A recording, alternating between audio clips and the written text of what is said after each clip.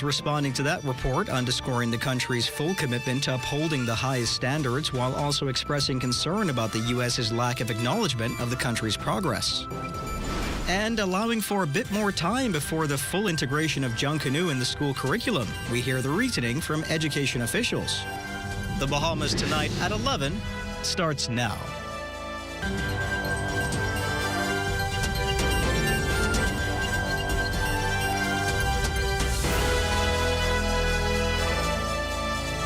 Good evening, everyone. I'm Royson Jones, and this is the Bahamas Tonight at 11. Welcome to the broadcast. A scathing review of the Bahamas' efforts to attack money laundering and financial crimes. The U.S. State Department putting it bluntly in its 2025 International Narcotics Control Strategy Report. The Bahamas, it says, lacks strong interinstitutional coordination and political will to successfully adjudicate complex financial crimes. Mukush Lapinder leads us off tonight at 11. The Bahamas is said to have a $400 billion financial services sector, all the way impressive for a small island developing state. But the U.S. State Department has determined that more needs to be done to effectively address financial crimes in the country. Last year, authorities imposed nearly $220 million in administrative penalties, which remain under negotiation for settlement. Law enforcement confiscated over $2 million in assets and restrained $1 million in suspected illegal cash proceeds. The Royal Bahamas Police Force Financial Crimes Investigative Branch reported a 20% increase in the number of cases and prosecutions, with 34 individuals charged and 6 convicted. But while giving credit there, along with the Bahamas government's approval to a 2024 National Cybersecurity Strategy, the Bahamas is strongly encouraged to do more.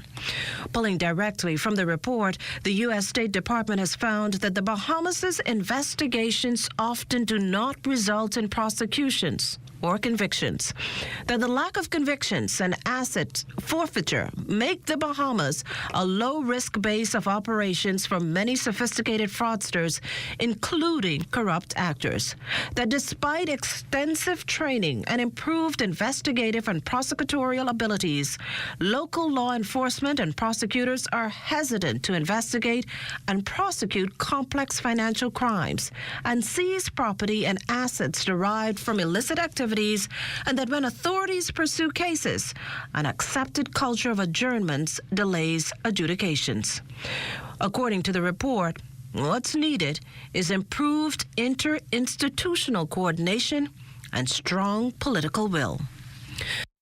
In response, the Attorney General and Minister of Legal Affairs underscoring the country's full commitment to upholding the highest standards in financial regulation, anti-money laundering, and tax transparency. Director of Communications in the Office of the Prime Minister, Latre Ramming, though acknowledged government's concern that the U.S. State Department's most recent report continues to rely on language repeatedly near verbatim, year after year, with little or no acknowledgement of the country's progress. The Bahamas has fully implemented global standards, including tax information exchange mechanisms widely adopted by the international community. However, there remains areas where some jurisdictions, including the United States, has yet to align with these global best practices, such as the full collection of beneficial owners information and adherence to the common reporting standard. The government of the Bahamas remains committed to working with its international partners to strengthen financial integrity and ensure a level playing field. The gloves are off, the global trade war has begun, and there's indication that U.S. President Donald Trump's sweeping tariffs on Mexico, Canada, and China will have a domino effect around the world. Bracing for impact, local tourism stakeholders are seeking ways to capitalize on this to essentially boost tourism numbers. Altavis Munnings has the story tonight.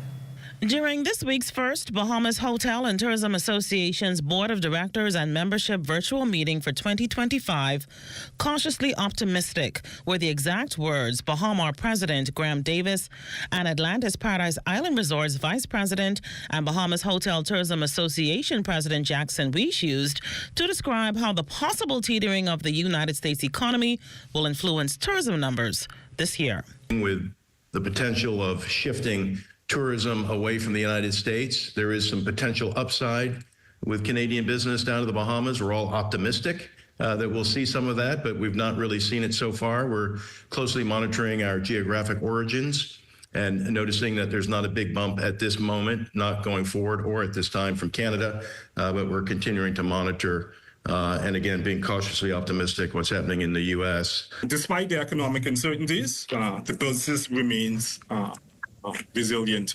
We're cautiously optimistic going through Q2 and Q3, and obviously we'll continue to monitor and adjust as needed the particular and unique market conditions we find ourselves in at this time.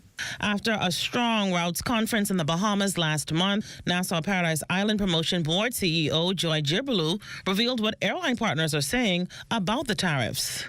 They're all observing what's happening in the United States, closely looking for alternate destinations, routes, because they're seeing numbers of visitors from those source markets to the United States diminish, but the desire for travel hasn't. And so they know that people will be looking for alternate places to visit.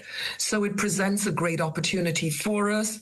Well, government's also keeping a close eye on the global tariffs. That's according to Minister of Economic Affairs, Senator the Honorable Michael Halkitis, who recently disclosed that the Davis administration stands ready to assist Bahamians in what could be a difficult fiscal period. For the Bahamas Tonight, I'm Altaviz Munnings. Still talking tourism, the recent tourism statistics for the Family Islands have been released. March 2024 recorded the highest room nights sold. That's a total of 14,139 due to the Easter period during that month. However, room nights sold increased last year, November and December, compared to 2023, which reflected signs of recovery from the summer and early fall period and the lead up to the presidential elections in the United States. Out Island Promotion Board Chairman Carrie Fountain listed room revenue figures throughout the Family Islands at this week's Bahamas Hotel Tourism Association's Board Directors virtual meeting. Room revenue decreased by about 4% over 2023, and it was basically flat compared to 2019, and that is for the entire year. In the month of May was the highest we achieved in terms of room revenue, almost $4 million. And again, at the end of the year, whereas we saw some softening like everybody experienced leading up to the U.S. presidential elections in November, we saw again in November and December our room revenue actually achieving levels higher than 2023, which were also higher than 2019. Only 3 islands dominated strong room nights sold performance. Eleuthera saw growth in terms of room nights sold in 2024, and that is due to increase in room inventory. Abaco, despite a 6.53% decline from 2023, room nights sold increase over 2019. So we're starting to see our numbers, for some islands at least, are surpassing 2019 figures. We also saw a slight growth of about 3% in Cat Island in terms of room nights sold performance. 80% of the Bahamas' land mass is less than 5 feet above sea level. Extreme weather events caused by climate change, like hurricanes, threatening to cause a loss of up to 5% of our GDP annually by 2030. In the face of such severe circumstances, the Bahamas today joined hands with the Commonwealth to host a special side event at the United Nations to take a deep dive into these issues. Our Felicity Darville was there. Here at the 69th session on the Commission on the Status of Women, the Bahamas took a lead in an event themed Empowering Women for a Sustainable Blue Future, Gender, Oceans, and the Beijing 30 Agenda. Minister of Social Services, Information and Broadcasting, the Honorable Miles Larota, said that women comprise a large portion of the workforce in maritime industries, yet they often remain in lower paid roles. Fisheries, for instance, women are integral to processing and marketing, but these contributions are often undervalued. Financial inclusion is another barrier. Currently, only 1% of global climate finance goes to women-led organizations. This must change. The Bahamas Development Bank has taken steps to bridge this gap through Blue Economy grants that support women-led businesses in maritime industries. Executive Director of the Bahamas National Trust, Lakeisha Anderson-Roll, advised Commonwealth governments that policies must be built around the people who live and work by the ocean. We must prioritize investing in things like oral history projects and storytelling projects, where we are able to capture and share the stories of Indigenous women. We are able to document their knowledge on sustainable practices, gather their insights on species and habitat, species behavior and habitat health. Because at the end of the day, this was a learning experience. They have been doing it for generations, and we should hone and learn from that. Learn from their practices and learn from our mistakes that we're making today. She called on governments to make people living in the coastal communities a part of the decision-making process about ocean policies that will ultimately affect them. Women on the family islands, you who go fishing and sculling or comb the salinas, your traditions and livelihoods are important, and they're being discussed right here on the world stage. From the United Nations headquarters in New York City for the Bahamas Tonight, I'm Felicity Darville.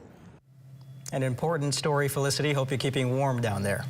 The second in a week and the latest in a string of tragic incidences. What pushed another man to end his life this evening, the focus of a full-scale investigation.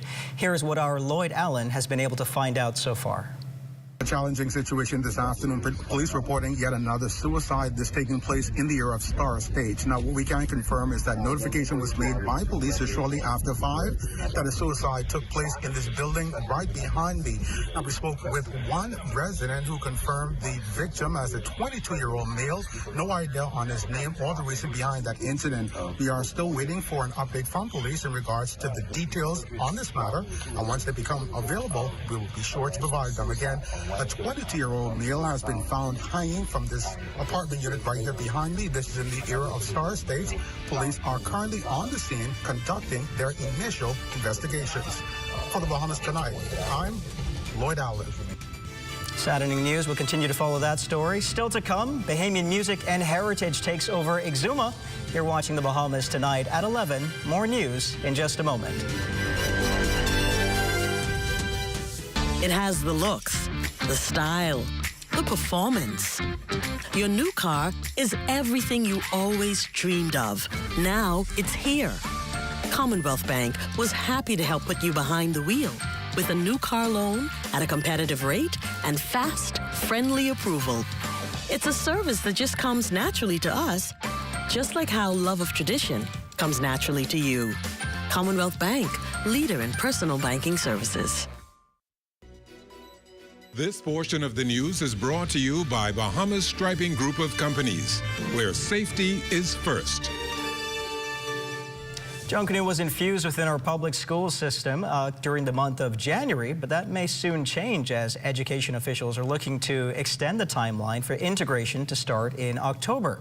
Director of Education Dominique McCartney-Russell assures teachers that this will not add to their workload, but allow them more time to use a Junkanoo strategy to teach content within the classroom. And I visited the Gabantines primary school, and the children were learning the letter N, and how to write it, how to sound it, and they got to paste the letter N. And so still learning the content, but utilizing Junkanoo, our national, chief national expression, as an opportunity to garner, greater collaboration, communication, and a love for this cultural heritage. The education director feels teachers got a chance to enjoy the Junkanoo jitney tours to various Junkanoo shacks and engage in dialogue with representatives from the major Junkanoo organizations. Some of them were treated by conversations, dialogues with Arlene Nash, Ferguson, and other, persons related to Junkanoo. Some experts, some of our senior group supported the initiative through speaking to us. And then, of course, we also had some of the senior groups helping our schools and helping our students. And as a result of that, we believe that the integration really allowed for the what we saw Junior Junkanoo, the parade. It was just at another level. The party is in full swing down in Georgetown, Exuma, as the 19th annual Bahamian Music and Heritage Festival got underway earlier this evening. The festival features music, food, cultural displays, arts and craft, and lots of fun and games for kids of all ages. The annual event is a huge economic draw for the Emerald Island, and the Tourism Events General Manager, Nikki Simmons, maintains the money earned from this two-day affair stays on the island. We are just excited to have everyone come out today. In fact, earlier today we had a lot of schools come through, learn a little bit more about the Bahamian culture. This is a cultural event, best in Bahamian music, heritage. We have arts and crafts, we have cooking demos, we have lots of other things that are going to be happening over the next 2 days. Scores of the country's biggest musical acts are expected to take the stage this weekend. Simmons says there is something for everyone and promises this year's fest will be the best yet. So we have the best entertainment lineup. Of course, the Pawn Band is the house band, are going to be backing everyone. We have Iron Store tonight. We have Shine 242. We have King Rake and Spring Plotty coming through. It's going to be a fabulous time. But, you know, it's not over tonight. It's tomorrow night as well.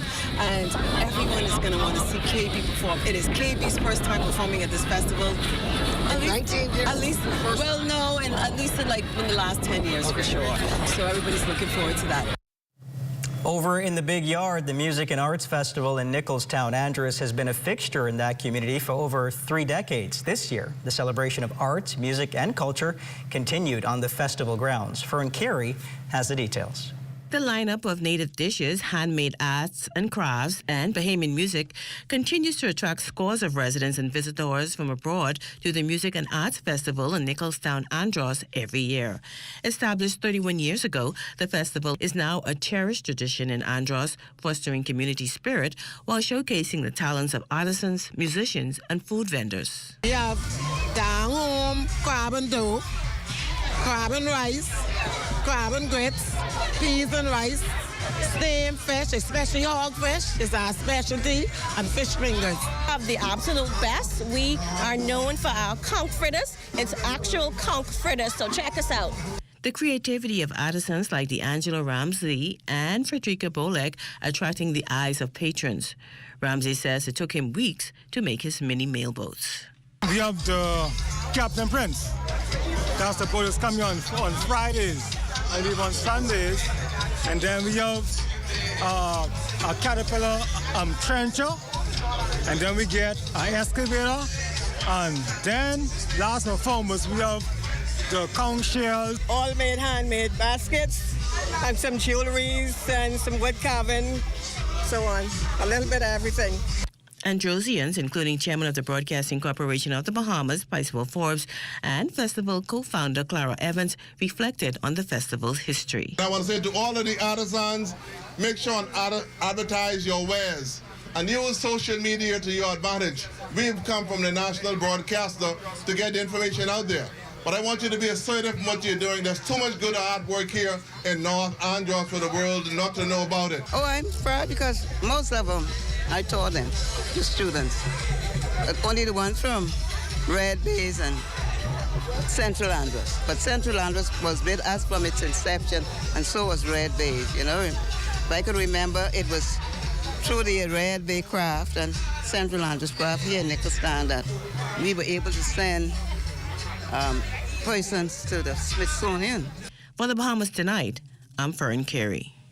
Always beautiful to see Bahamian culture on full display. More than half a century, Berkeley Peanuts Taylor was the heartbeat of Bahamian music, and tonight his legacy is being celebrated with a special tribute concert held at St. Paul's Catholic Church Hall, Lyford Key, underway at this hour. Born in Nassau, Taylor quickly rose to prominence as a drummer, leading the way in shaping the sounds of Junkanoo and Rake and Scrape. But for many Bahamian musicians of his era, the road to success was oftentimes not paved with financial reward. These are the people that have dedicated their entire lives to our culture, a lot of times with no financial benefit to them. You know, a lot of times they're scrapping for the next meal, but you call them to represent the Bahamas and they are there. And so for that, I think that we owe them a great deal of gratitude, a great deal of respect. And Peanuts was certainly one of those that lived his life that way. He lived to represent his country. And while Taylor may no longer be with us, his music and impact remains timeless. The musician remained committed to preserving and promoting Bahamian music, his influence extending beyond the stage, inspiring musicians and shaping the local music scene for decades. Peanuts just took drumming to just the next level in this country. So his gombe style of drumming, you know, you hear it on Bay Street, you hear it at Junkanoo, you hear it in the hotels with Bahamian music. You just hear it all around, just people, the influence that he's had on our community. Certainly a music legend indeed. Eugene Stewart has a look at what's coming up in sports tonight. Eugene? Well, another annual rivalry coming to a close in track and field action. Details of that story and more coming up in sports.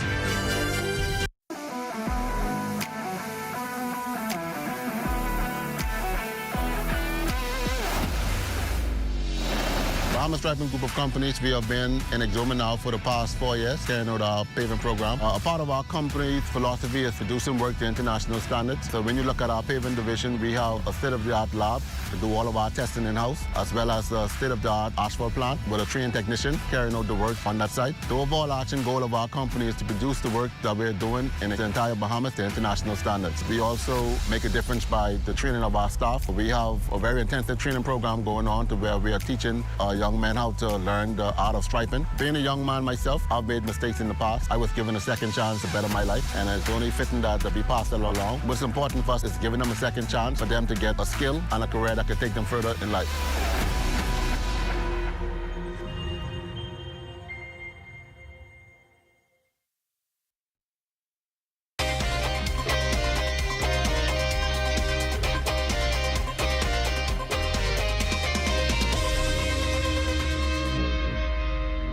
Welcome to your Sports Check, everyone. I'm Eugene Stewart. Here's your lineup for this Feel Good Friday. Well, 3 days of intense competition coming to a close at the 31st edition of the GSSA Track and Field Championships.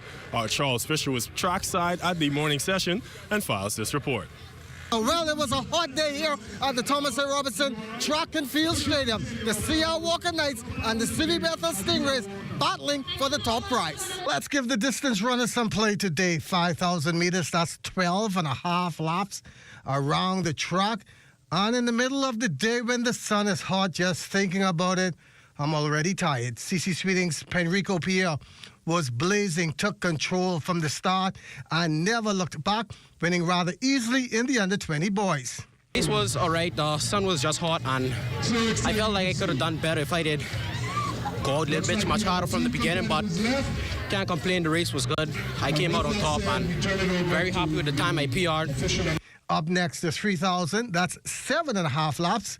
And that saw Deontay Roll from C.R. Walker looking like he had energy to run another lap, winning in the under-17 boys. Finish line. Just stay in the back. Rogers stay in also second. crossing the finish line. Don't go in the front door really because you go slow. He still has one more lap remaining. So like to the last couple laps, pace yourself, go in front of mine.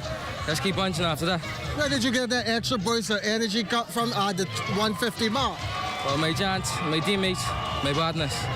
Under-20 girls now trying their legs in the 3,000 and again wrap this one up for the Knights of C.R. Walker, Deja Messidor. My race belongs pretty easy. Have a good start for the 200.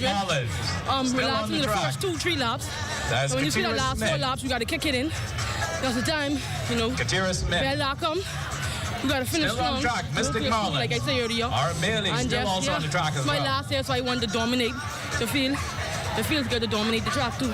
Now let's turn our attention to the field where in the under-17 girls shot put, it was Synovia Moxie with a toss of 31.5 3/4, taking the goal for CV Bethel. I feel good.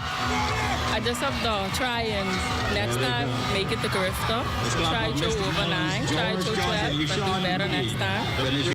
It was Javon Missick, Anatol Rogers, Timberwolves clearing 5'11 1/4 to capture the under-17 boys high jump. Feel determined first. I gotta give a shout out to my coach, Coach Moxie. He saw like the potential in me and gave me a chance, and then I just came out to practice every day, put in the work, and now I'm here. First time I do high jump, I was scissoring, and like my PR was like 155, so now I improved and stuff like that. In the final races of the day, the 4x4 is going down to the wire with these young athletes giving it their all. In the under-17 girls division, Shia Walker would take this one with a time of 4 minutes 39.26 seconds. The under-17 boys, CV Bethel, would cross the line with a time of 3 minutes 45.52 seconds. The under-20 girls would be all CV Bethel. They would finish with a time of 4 minutes 24.06 seconds. And in the final event of the day, the under-20 boys saw a very strong showing by the CC Sweeting Cobras as they would cross the line at 3 minutes 23.78 seconds. The final standings in the senior division, Anatol Rogers Timberwolves, they finished with 124 points in 8th place. In 7th place, Doris Johnson Mystic Marlins with 152 points.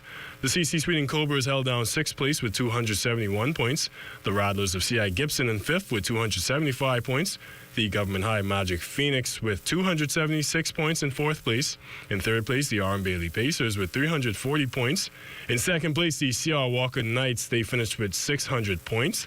And your new champion in the 2025 GSSA Senior Track and Field Championships, the CV Bethel Stingrays, they finished with 629 points. Head coach Donnie Pratt says that this one was all about redemption. I got to take my hat off to the kids, them. It's all about them. They did an excellent job. I'm very proud of them. It's about time. Last year and the year before that became second, and we just wanted to make sure we get everybody on board, everybody working on the same page and together as a team. I think the kids, they did an excellent job. Well, Team Bahamas continues their winning streak in the 2025 CONCACAF Beach Soccer Championships. The Junkanoo boys took over Team Trinidad and Tobago by a score of 5-4 to place them into the semifinals against Team Guatemala in the feature matchup of the night at 8 p.m. tomorrow night at Malcolm Park Beach Soccer Facility. And that's been your Feel Good Friday Sports Check. I'm Eugene Stewart. Stay tuned. We've got weather when we return.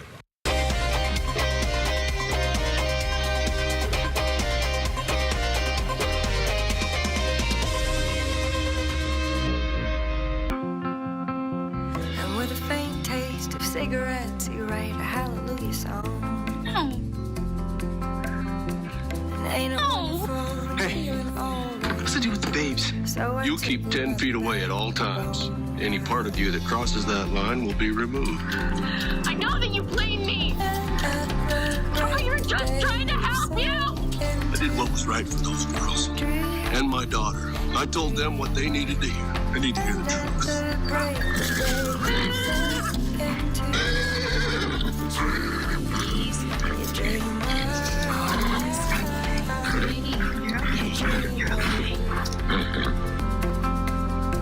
And past town at the edge, looking down at a bubble. And with a faint taste of cigarettes, you write a hallelujah. It's time now for a weather check with Chief Meteorologist Basil Dean. Good evening, Basil. Good evening, Royston. That area of high pressure across the Bahamas, well, that will continue to build over the weekend, so we will see an increase in our winds through the weekend. But there is a frontal system heading our way right now. It's approaching the southern United States. That will move into the northwest Bahamas on Monday afternoon, and that will usher in yet another cool down, which will be with us for several days. And your temperatures around the islands this evening, 77 in Marshall, Barbacoa, Green Turtle Key, and also Freeport, Grand Bahama, the Berry Island, 76, 74 degrees in Alistown, Bimini, another 77 in Harbor Island, Roxanne, Eleuthera, 80, 81 in Fresh Creek, Central Andros, 83 in Kemp Space on Andros, and Black Point, Exuma, Artistown, Cat Island, San Salvador. Rumkey reporting 82, Georgetown, Exuma, 83 degrees, 82 in Ragged Island, Clarencetown, Long Island, Crooked Island, and Betsy Bay, Maguana, Ackland, 76, 82 in Matthew-Tiny, Nagor, and the Turks and Caicos Islands at 81 degrees. And your forecast tonight, we're looking at clear skies, still on the mild side with those temperatures in the 60s, 66 degree for your low tonight. And then tomorrow, we're looking at mostly sunny, a little bit on the warm side with the high, getting up to 82 degrees. Extended weather forecast. Beautiful weather through the weekend, warm during the daytime. Nighttime temperatures still rather mild, but you will peak at about 75 on Sunday. That's just ahead of that front. This front will go through on Monday, and those temperatures will find their way back into the 60s as of Monday night. So we'll have some chilly temperatures taking us into next weekend. Royston. Thank you, Basil. I see those winds are picking up as well, so there'll be unfortunately no boating for me over the weekend. Well, that does it for the Bahamas tonight at 11. Thank you for continuing to make ZNS your first choice for news and information. Only the sun covers the Bahamas better than ZNS. Be sure to tune into Bahamas Tonight, the weekend edition with Desmond Saunders. Thank you for watching, and as always, have a great weekend.